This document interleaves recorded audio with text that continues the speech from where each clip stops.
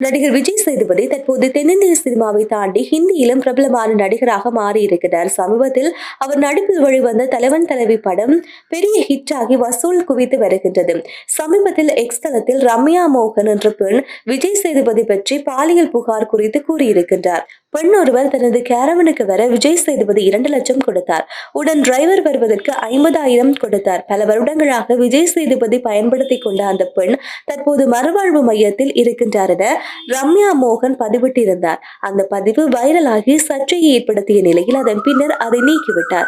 இந்த நிலையில் இந்த பாலியல் புகார் பற்றி விஜய் சேதுபதி பேசியிருக்கிறார். குற்றச்சாட்டை மறுத்திருக்கும் அவர் அந்த புகார் ஆதாரமற்றது, அசிங்கமான குற்றச்சாட்டு என கூறியிருக்கிறார். என்னை பற்றி கொஞ்சமாக தெரிந்தவர்களுக்கு கூட அந்த புகார் உண்மையில்லை என தெரியும். அவர்களே இதை பார்த்தால் சிரிப்பார்கள். தன்னை பற்றி எல்லோரும் பேச வேண்டும் என்பதற்காக அந்த பெண் இப்படி செய்திருக்கிறார். சில நிமிடம் புகழ் அவருக்கு இதனால் கிடைத்திருக்கின்றது. இது பற்றி தற்போது சைபர் கிரைமிடம் புகார் அளித்திருக்கின்றேன் என்று விஜய் சேதுபதி கூறியிருக்கிறார்.